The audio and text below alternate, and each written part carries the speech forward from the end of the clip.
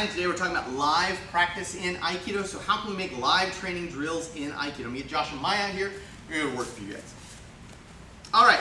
So remember, in Aikido, we're trying to build purpose-built training drills. So that way we're working on Aikido and not working on some other martial art masquerading it as Aikido, right? So we don't want to work boxing drills because we're not a boxing school. If you want to get good at boxing, go to a boxing gym. They've got better drills. They've got better people to tax you and work you hard. If we're doing wrestling drills in Aikido, well, that's bad because going to a wrestling gym, you'll be around people who actually wrestle and are good at wrestling, and that's a way to get good at that. In Aikido, we have to get good at the skill sets that Aikido is really good at. And today we're going to talk about some of the distancing practices, which is going to be hard, so we got a limited frame here, so it's going to be a little contrived, but you guys will get the idea.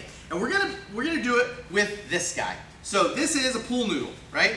It doesn't hurt when you get hit with it, right? It makes a loud noise, but it doesn't hurt. Now that's really advantageous for our practice because if I give this to one of the guys, Maya doesn't have to worry about getting hit in the head. So that will symbolize someone who's really aggressive and doesn't care that you're going to hit him. Now, if she feigns that it's going to hurt every time, then we're not training our nage for a situation where you get some really tough person who doesn't care if you got a lead pipe or a knife or a machete or whatever, they're charging you anyway. So we're training Josh to deal with someone in the worst situation, someone who doesn't even care about the weapon and is going to come in for him.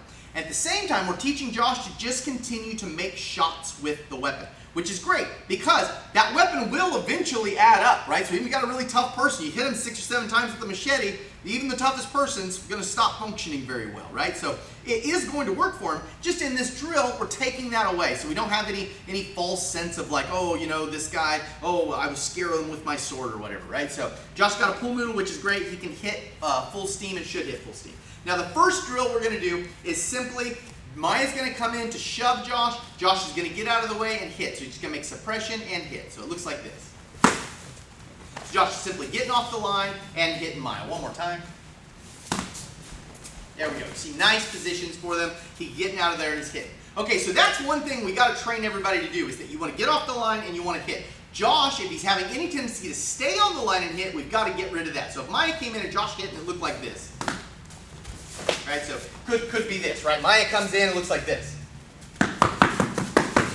Okay, so oh man, I really feel good about myself. Did you see how many times I hit her? But if this is a beast of a person, maybe she's got a hard hat on, right? And I'm doing this, no good, right? That's no good for us. So we can't train that. Josh has to teach himself to get off the line and hit. So as she's coming in, he gets off the line and he hits. You see a nice suppression there, really looked good, so it was hard for her to come in. Okay, next drill in this is going to be Maya coming in and trying to adapt to Josh and get a hold of him while he's hitting and moving. Good. So we see that kind of situation. Now, if Maya gets Josh around the waist, we're just going to call it a loss for Josh right now. So she's going to come in and try and get Josh. Perfect. Again. Excellent. So you see the idea here now. Maya's trying to get around Josh's suppression and get a hold of him. Josh is training himself to stay out of range and hit her. Okay, we can build this up more and more aggressively, and ideally what we want to be doing is doing it in a free situation where they can use the whole mat. We're not going to have that right now, and Maya can try and trap Josh in corners and do all kinds of other stuff. We're going to have him run essentially a little geo-ruzzle right now while Josh is working on that weapon.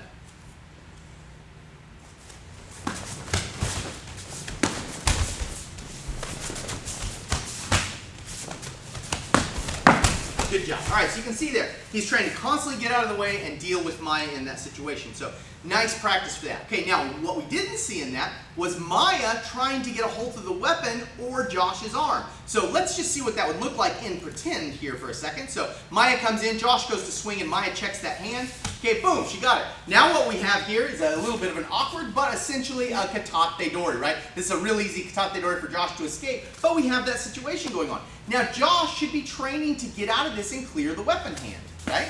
There we go. All right, so now what we're going to do is we're going to run the drill, and if Maya sees the weapon and can grab a hold of the weapon, she's going to grab a hold of the weapon. Whenever you're ready.